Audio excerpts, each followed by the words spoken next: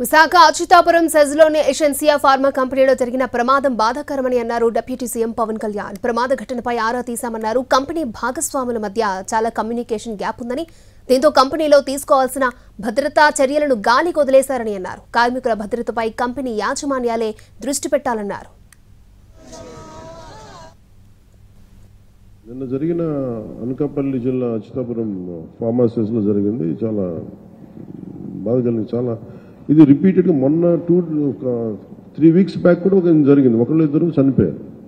నేను ఎప్పటికప్పుడు అడుగుతూ ఉన్నాను, ఇది పొల్యూషన్ కంట్రోల్ బోర్డు కింద రాదు.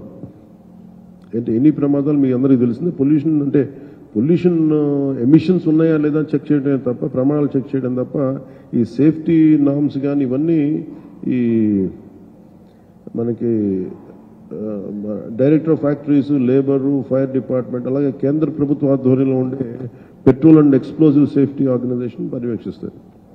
ప్రత్యేకించి ఈ Essentia advance science private limited ఇది నేను మాట్లాడితే నేను వాళ్ళకి తెలియజేసింది ఏంటంటే, ఇద్దరు ఓనర్స్ ఉన్నారు, ఒకళ్ళు హైదరాబాద్లో ఉన్నారు, అండ్ ఇప్పుడున్న అతనికి మాకు సంబంధం లేదని చెప్పి ఒక కమ్యూనికేషన్ గ్యాప్ వాళ్ళిద్దరి మధ్య గొడవ ఉంది. దానివల్ల ఆ సేఫ్టీ నార్మ్స్ తీసుకోవడానికి బాధ్యత లేని నాయకులు అంటే లీడర్షిప్ ఉండటం వల్ల, ఓనర్షిప్ ఉండటం వల్ల వాళ్ళందరూ ఇలా చేశారు. అందుకని ఈ ఒక ఫ్లోర్ నుంచి ఇంకో ఫ్లోర్కి వెళ్ళే దాంట్లో అయితే ఇంకా నాకు తెలిసి వాళ్ళు అంటూ సెకండ్ ఫ్లోర్ నుంచి గ్రౌండ్ ఫ్లోర్కి వచ్చే సాల్వెంట్ ఫస్ట్ ఫ్లోర్లో కొంచెం లీక్ అయ్యి ఆ కరెంటు బోర్డ్స్ ఉంటే వాటికి అయ్యి వేపర్ లాగా ఏర్పడి పేలిపోయింది. దాదాపు ప్రమాదంలోనే ఒక 7-8 మంది చనిపోయారు. చాలా దారుణంగా ఉంది, గుర్తుపట్టలేని పరిస్థితులు అని చెప్పాను. నేను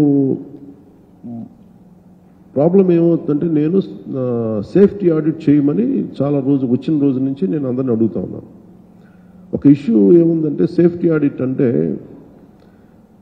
ఈ యజమానులు భయపడిపోయే స్థాయికి వెళ్ళిపోయారు. వాళ్ళని కొంత ఎడ్యుకేట్ చేయాల్సిన అవసరం.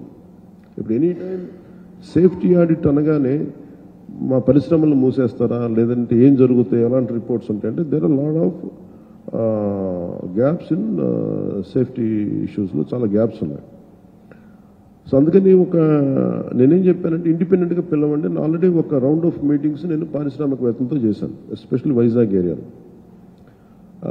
హిందుస్థాన్ మన షిప్పింగ్ యార్డ్ వాళ్ళతో కూర్చోబెట్టి నేనేం చెప్పానంటే, మీరు ఎన్ని చర్యలు తీసుకుంటారు పనిచేసే వాళ్ళకి కానీ పొల్యూషన్ కంట్రోల్ నామ్స్కి సంబంధించి మీరు ఎలాంటి చర్యలు తీసుకున్నారు నాకు వివరించండి అంటే, మేము వాళ్ళు